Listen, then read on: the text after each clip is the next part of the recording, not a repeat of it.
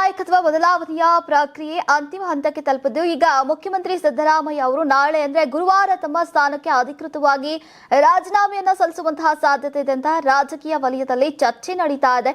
ಈ ಹಿನ್ನೆಲೆಯಲ್ಲಿ ಈಗ ರಾಜ್ಯ ರಾಜಕಾರಣದಲ್ಲಿ ಮಹತ್ವದ ಬೆಳವಣಿಗೆಗಳು ವೇಗ ಪಡೆದುಕೊಂಡಿವೆ. ಮೂಲಗಳ ಪ್ರಕಾರ ನಾಳೆ ಬೆಳಗ್ಗೆ ಅಂದ್ರೆ ಗುರುವಾರ 10:30ಕ್ಕೆ ಸಿದ್ದರಾಮಯ್ಯ ಅವರು ರಾಜಭವನಕ್ಕೆ ತೆರಳಿ ರಾಜ್ಯಪಾಲರನ್ನ ಭೇಟಿಯಾಗೋಕೆ ಸಮಯವನ್ನ ಕೋರಿದ್ದಾರೆ. ಇದಕ್ಕೂ ಮುನ್ನ ಈಗ ದೆಹಲಿಯಲ್ಲಿ ನಡೆದಂತಹ 7 ಗಂಟೆಗಳ ಹೈ ಮಟ್ಟದ ಸಭೆಯಲ್ಲಿ ಕಾಂಗ್ರೆಸ್ ನಾಯಕ ರಾಹುಲ್ ಗಾಂಧಿ ಅವರೊಂದಿಗೆ ನಡೆದಂತಹ 1-to-1 ಮಾತುಕತೆಯ ಬಳಿಕ ಈಗ ಅವರು ಅಧಿಕಾರ ಹಸ್ತಾಂತರಕ್ಕೆ ಒಪ್ಪಿಕೊಂಡಿದ್ದಾರೆ ಅಂತ ಹೇಳಲಾಗ್ತಾ ಇದೆ. ನೀವು ಸಣ್ಣ ಆಗ್ಬೇಕಲ್ವಾ? ಅದು ಒಂದು ಉತ್ತಮ ಆಹಾರದಿಂದ ಸಣ್ಣ ಆಗ್ಬೇಕಲ್ವಾ? ಪ್ರತಿದಿನ ನಮ್ಮ ಜೀನಿ ಸ್ಲಿಮ್ ನ ಯೂಸ್ ಮಾಡಿ ಯಾವುದೇ ಸೈಡ್ ಎಫೆಕ್ಟ್ ಇಲ್ದಂಗೆ ನೀವು ಸಣ್ಣ ಆಗ್ತೀರಾ.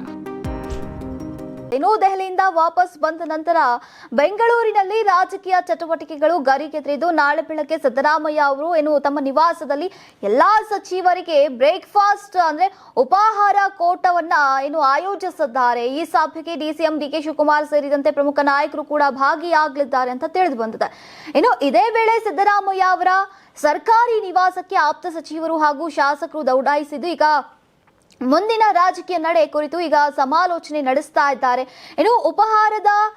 ಉಪಾಹಾರ ಕೂಟದ ಬಳಿಕ ಈಗ ಸಿದ್ದರಾಮಯ್ಯ ಅವರು ರಾಜ್ಯಪಾಲರನ್ನ ಭೇಟಿಯಾಗಿ ರಾಜೀನಾಮೆಯನ್ನ ಸಲ್ಲಿಸುವಂತಹ ಸಾಧ್ಯತೆ ಇದೆ ಅಂತ ಮೂಲಗಳು ತಿಳಿಸಿವೆ. ಇದರೊಂದಿಗೆ ರಾಜ್ಯ ರಾಜಕಾರಣದಲ್ಲಿ ಹೊಸ ನಾಯಕತ್ವದ ಹಂತ ಆರಂಭವಾಗುವಂತಹ ನಿರೀಕ್ಷೆ ವ್ಯಕ್ತವಾಗಿದೆ.